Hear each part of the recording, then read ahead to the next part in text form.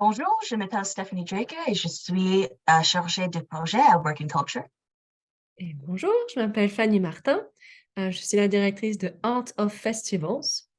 Et nous avons le plaisir aujourd'hui de prendre une pause café avec Patrick Breton, qui est directeur général du Centre franco-ontarien de folklore et qui organise le festival Les Vieux Montcomté à Sudbury.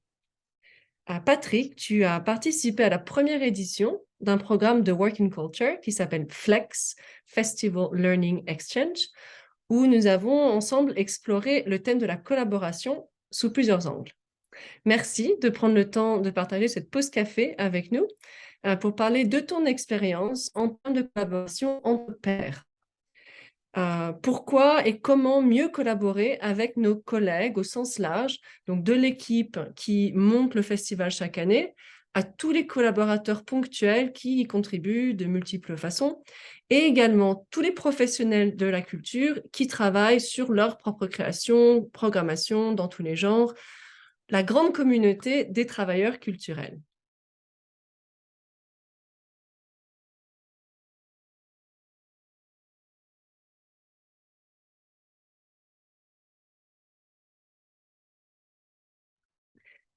Donc, en plus de tes activités au Centre franco-ontarien de folklore et du festival annuel, tu as participé activement à la grande aventure de la Place des Arts à Sudbury. Alors, première question pour toi, quels sont les ingrédients pour qu'une collaboration commence bien?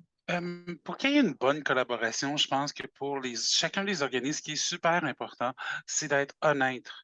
J'allais dire être honnête parce qu'on a besoin de connaître nos limites. Il faut que l'autre personne connaisse nos limites et aussi qu'est-ce qu'on peut leur apporter. Si je suis un organisme, dans mon cas, on est 2 employés à temps plein et je parle avec un partenaire qui en a 30. On n'est pas sur la même longueur d'onde, mais on peut quand même collaborer ensemble. C'est certain que mon temps va être différent, va être limité. Ma réalité n'est pas la même.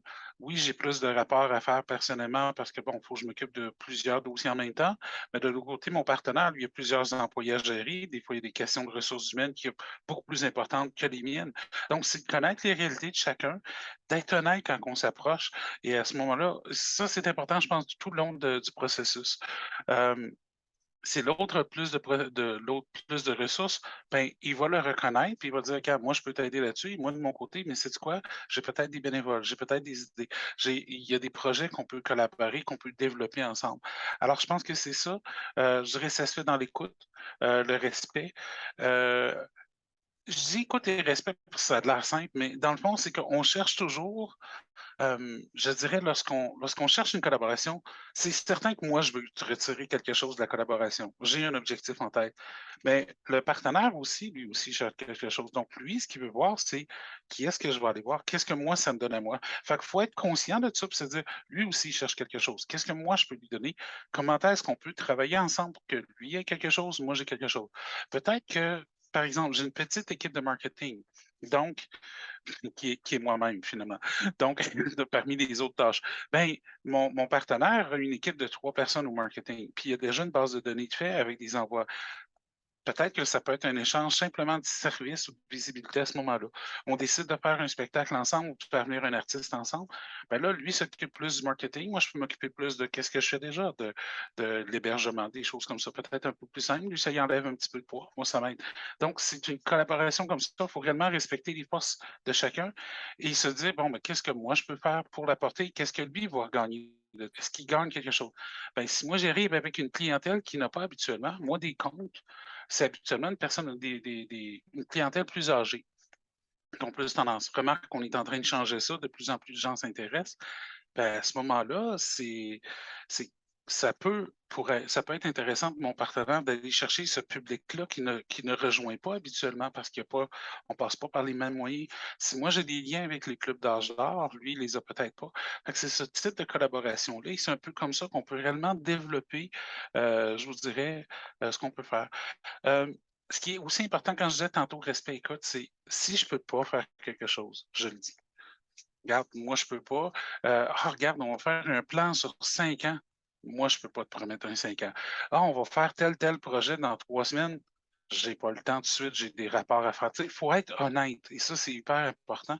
Il faut il faut le reconnaître. Puis je dirais aussi, il ne faut pas, et ça, c'est peut-être de résister à la tentation de ne pas promettre mer et monde. Dire oui, oui, oui, je vais faire ça, oui, je vais faire ça, parce qu'il n'y a rien de pire que d'arriver, quelqu'un te promet de faire quelque chose, et il ne le fait pas. Et ça, c'est déjà, je veux dire, tout le monde a déjà vécu ça au niveau personnel à différents niveaux. Ça, je vous dirais ça. euh, dans les entreprises, un peu partout, c'est déjà arrivé. Donc, on regarde des politiciens, mais ça, c'est une autre façon, on pourrait parler ça, peu importe le pays. Je pense qu'on a toujours des problèmes des fois à ce niveau-là. Euh, Parce qu'ils promettent bien des choses, mais c'est pas toujours qu'ils le remettent. Et à ce moment-là, on est déçu, puis là, on se méfie la prochaine fois. Et c'est pas ça qu'on veut développer avec un partenaire, avec un collaborateur. Donc, prendre le temps de connaître les besoins des autres, je pense que c'est super important. Euh, un des trucs que moi j'ai développé quand j'arrive des partenaires, ou souvent quand je développe des idées, je vais les écrire, je vais me faire ce que les Anglais vont dire une cheat sheet, une fiche de triche, si on veut, par projet. Fait que je me fais un projet, j'ai une idée un peu qu'est-ce que c'est, j'écris les grandes lignes. Alors, si j'arrive avec un partenaire, à un moment donné, on n'a pas nécessairement de lien, puis à un moment donné, je peux regarder toutes les idées de projets que j'ai eu à un moment donné, puis c'est quoi, ah, lui pourrait peut-être un partenaire sur celui-là. Et là, on va commencer à travailler sur, développer un financement, des choses comme ça. Ça peut amener à des solutions, ça peut amener des choses très concrètes, très faciles. Mais ça, c'est mon petit truc à moi. Je vous dirais dans les autres choses, au niveau de conserver cette collaboration-là, c'est peut-être de faire des suivis toujours régulièrement avec ce partenaire-là. Tu sais, on a réussi le premier projet, on a fait un spectacle ensemble, OK. Est-ce qu'on peut en faire d'autres? Est-ce qu'il y a quelque chose d'autre qu'on pourrait faire? Tu fais un appel simplement, des fois, c'est une question de quelques minutes, quelques instants. On la rencontre, on va prendre un café, on discute un peu, comment ça va de ton côté. L'autre a plus, ah, il y a un gros problème de bénévoles. Ben, sais-tu quoi? Moi, j'en ai peut-être quelques-uns on pourrait peut-être échanger là-dessus, en espérant qu'ils ne viennent pas voler tes bénévoles, mais ça peut être quelque chose comme ça. Tu sais, c'est un petit échange qu'on peut faire. Et ça va se conserver. Et je dirais, pour ceux qui sont beaucoup plus les gens qui sont toujours intéressés avec la question monétaire, penser à des relations avec des collaborateurs, c'est un peu comme des bénévoles ou encore pour aller chercher des commanditaires. On les approche tranquillement, on regarde c'est quoi leur intérêt, on essaie de trouver des points communs, comment est-ce qu'on peut mieux les servir, comment est-ce qu'ils peuvent être satisfaits et on continue. Ben, c'est la même chose avec nos partenaires, nos collaborateurs. On va aller voir qu'est-ce qu'on peut faire avec eux, comment est-ce qu'on peut réellement répondre à leurs besoins, c'est quoi leur attente et s'assurer qu'on répond à ces attentes-là. Donc ça, c'est une longue réponse et vous parliez de la place des arts, un exemple concret justement parce que nous, ça faisait 12 ans qu'on travaillait. Moi, je suis pas arrivé au début, je suis arrivé un petit peu plus tard. C'est seulement 8 ans que je suis dans le projet ici, mais ça faisait 12 ans ça fait 12 ans, ça a pris 12 ans avant qu'on puisse le créer. Ben, je peux vous dire que c'est de longues discussions, de collaboration, mais les 2 premiers points que j'ai mentionnés tantôt, là, être honnête, le respect, l'écouter, c'est hyper important parce que c'est comme ça qu'on a pu travailler ensemble. Il arrivait à la fin de ce projet-là, c'était pas toujours, «Ben, moi, je veux ça, puis c'est ça que c'est». Ben, non, si tu as une attitude comme ça ne marche pas habituellement, c'est difficile. Fait que tout le monde, comme on dit l'expression, on met de l'eau dans notre vin. On accepte qu'à un moment donné, c'est pas toutes nos idées qui sont bonnes. On va les accepter. Je vous dirais, ça, c'est peut-être une des façons. Dans les projets que nous, on a développés suite justement à cette collaboration, il y a l'édifice qu'on a créé ensemble, où on habite, on est chacun notre espace avec nos besoins. Alors, on a une galerie d'art qui est une galerie d'art qui répond à ses besoins, une salle de spectacle qui répond aux besoins de 2, 3 membres, que j'ai utilisé aussi. Moi, j'ai une bibliothèque, j'ai une salle d'archives, donc moi, j'ai mon espace aussi à moi qui répond plus à mes besoins.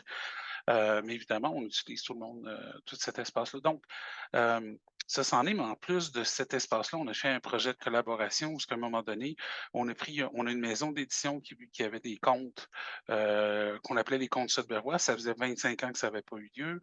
Nous, on se préparait sur notre 50e anniversaire.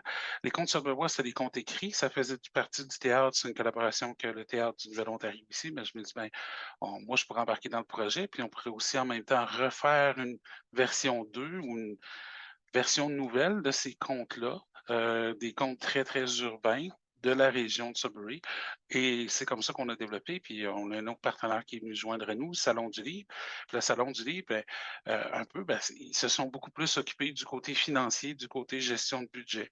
Eux autres, il n'y avait pas nécessairement quelque chose qui pouvait nous apporter sur le coup, mais ils ont quand même, après ça, développé. Puis lorsqu'on arrivait pour faire le spectacle, ils ont dit, ben, c'est quoi? Là, à ce moment-là, nous, on peut aider. Ou on peut aider à la résidence. On peut aider.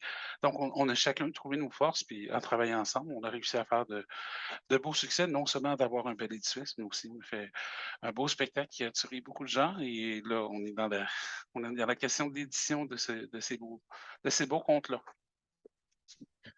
Merci Patrick. Donc collaborer, c'est d'abord être honnête, écouter et les résultats prennent le temps de se manifester, mais ça vaut la peine. C'est pour ça qu'on prend le temps justement aujourd'hui avec toi de partager une pause café.